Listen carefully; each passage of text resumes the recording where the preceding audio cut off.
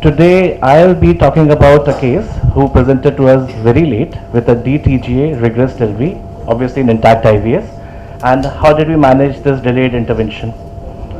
So this was a 6 months male infant weighing 5.1 kg when it came to us. He was primarily a full-term normal delivery with a birth weight of 2.8. First child after 12 years of marriage, reportedly taking feeds well, and no reported NICU admission. There was a history of bluish discoloration noticed at 4 months of age during crying episodes, for which the child was evaluated in a government setup and CHD was diagnosed, and he was referred to us for further management.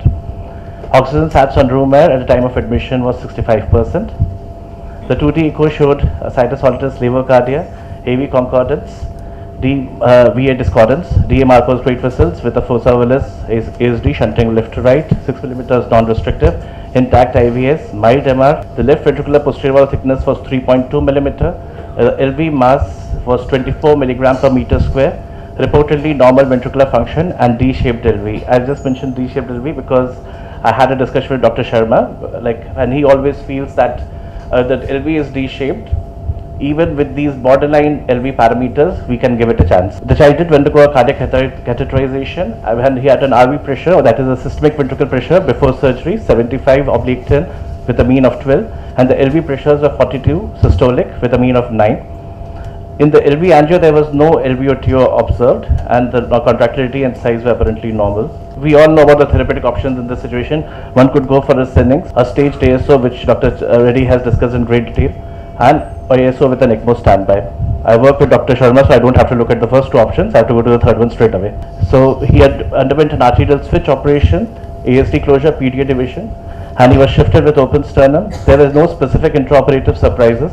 A CPB time of 168 minutes with a cross-count time of 97. As a protocol, all these cases with regressed LV receive injection phenoxybenzimab 1 mg per kg on pump, and the child was shifted to the ICU with dobutamine of 5 to 7 microgram per kg per minute, milridone 0.5 to 0.7, and phenoxy at 1 mg per kg per day.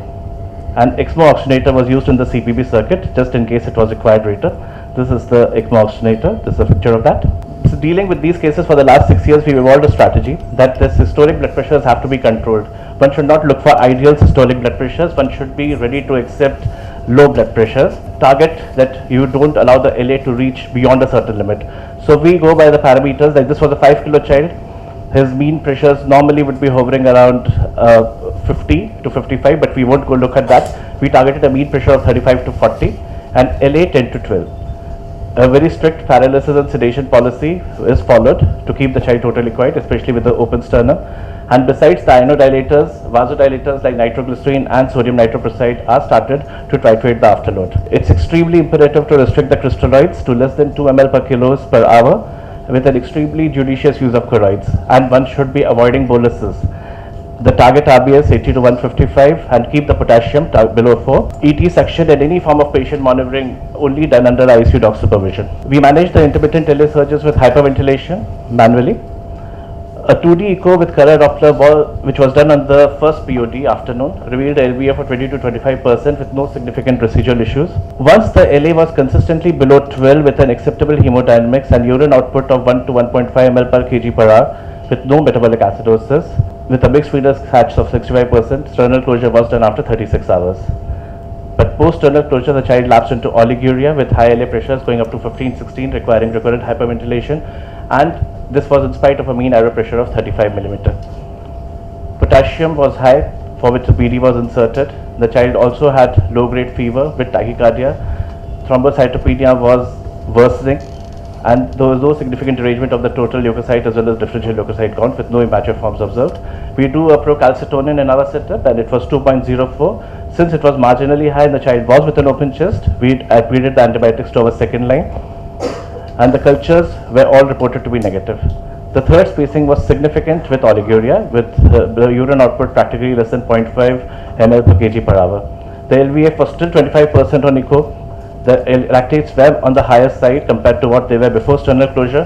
There was no obvious metabolic acidosis, but the mixed venous sats were 60%. So to summarize, modulating the afterload is the key to manage such cases. One has to titrate the inodilators with vasodilators.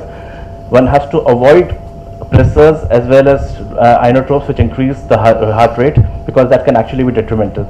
One should be ready to tolerate lower mean arterial pressures and avoid a LA to go beyond a 10 to 12. Always target to try to maintain a tidal volume around 10 ml per kg, targeting a PCO2 below 40, because mild hyperventilation, as we all understand, just decreases the venous return and controls the LA pressures.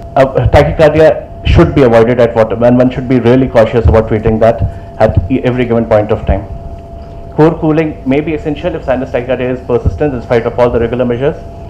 Restricting colloids and avoiding boluses, very, very important, because a bolus can actually induce a pulmonary hemorrhage if it is given inadvertently. And end organ function monitoring on a daily basis is required, because we are targeting a lower pressure consistently for 3 to 4 days, just to make sure that we are keeping a watch on our renal functions as well as the liver function tests, as well as the neurological status. And one should keep an eye on the thyroid as well. We have a protocol of sending a thyroid profile on the 5th postoperative day for such cases. Any form of patient intervention like airway suctioning should be done in the presence of an intensivist on call. A proper sign out of desired LA and mean arterial pressures and ventilator parameters has to be given in the duty exchange times. And in case the LA is mounting with a decline in mean arterial pressure, it should be considered as a red herring, and one should start manual hyperventilation while activating the ECMO team.